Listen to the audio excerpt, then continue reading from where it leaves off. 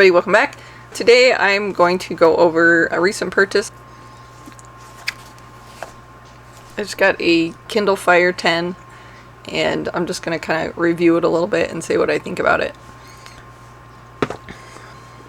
I've been using Kindle Fires for a while. These are kind of the main things that I read on because I can listen to audiobooks, or I can just have a physical book, and then I can also play games on it if I want.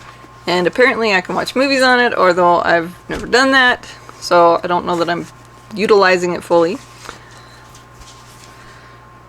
Here's my previous Kindle, and this is a Kindle Fire 7, and it was having some problems, especially when I was listening to audiobooks. It was having problems, so I decided I needed to upgrade and get a new Kindle, and I tried to get the same one, and I believe they had a Kindle 7, and I got that one, and I used it for about a week, and it didn't work, so I had to send it back. When I returned it, they didn't have the same one that I got, so I ended up getting the Kindle 8, which is this one. As you can see, they're the same size, but this one still worked well enough that I could read books on it. So especially if I was going somewhere or doing something that I thought the Kindle might get dirty or damaged, I would use this one. But this was the new one, and the biggest problem I found with this is that the audio for the Audible books was a lot lower, especially when I hooked it up to a speaker or something like that. But I kind of got used to being able to listen to an audiobook and read a book on my other Kindle at the same time, which I know sounds counterproductive. It's not like I was listening to War of the Worlds while I was reading Les Miserables, because aliens and the French Revolution, they just don't go together. But I have art books on my Kindle. I have cookbooks or cooking magazines on my Kindle, and so if I was cooking and I needed to use a recipe, I couldn't be listening to something from Audible at the same time. This one broke. This one stopped working. It just went black. Can't charge it, can't turn it on, can't do anything with it. It's no good anymore. So now I had a problem where I couldn't read a book and I couldn't listen to an audiobook at the same time on the same device. So what did I do? Of course, I got the new Kindle Fire 10. And first of all, wow, is it big.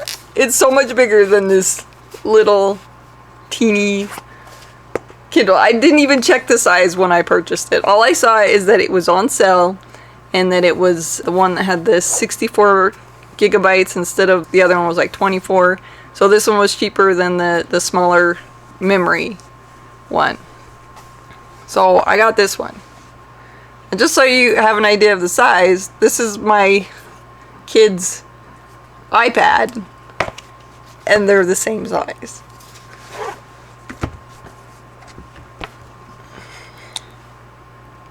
So it's actually a really nice size. I'm sure that it's great watching videos, but I haven't ever watched anything with it. I've only played around with it a little bit because I just got it, but it does show books really well. It does, the Audible works pretty good. The biggest problem I have with Audible sometimes is that sometimes it loses your place. With this one, it does that, especially when they do updates. And sometimes the updates are kind of annoying because you get used to doing something one way and they completely change it when they update it. But that's true for any of the Kindle Fires. I don't know if it's true for the other Kindles. I don't remember that with my original, just generic plain Kindle, the first generation Kindles that came out that you could only read books on.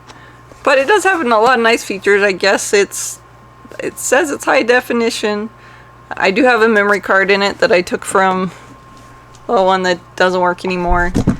And I do read a lot of books on my Kindle, and I can adjust the brightness. I don't even know how many books I could hold on here. Probably a lot at the same time, but I tend to take them off after I read them, just so that I don't have tons of books on there. So that's my Fire 10. I think that it was worth what I paid for it. Okay, so the Kindle Fire 10, this one that I got for $100, is now $189.99. So I guess I got a pretty good deal. I got $90 off of it, and it does a lot of stuff. You can shop Amazon on it. You can get connected to the internet. You can watch YouTube. You can do just about, I think you can do just about anything that you can on the iPad. But the iPad, I think, is just more well known and well used. I guess the Fire 7, the Kindle Fire 7 you can get for $50, and the Kindle 8 you can get for $89. So there's a lot of like variety in the price of the Kindles, and I find that, you know, for the most part they all work pretty good. Like I said, I haven't explored all the things that you can do with it, but you can do a lot with them, and I presume they're kind of just like most other tablets. Hi, buddy. Hi, buddy. Hi, Peter. Well, what are you doing? What's that? Huh? What's up, bud?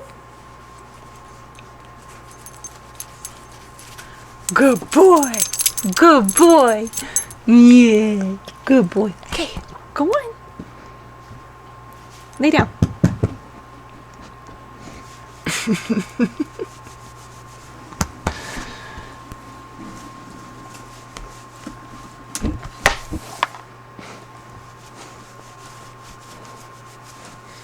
Good boy. Good boy.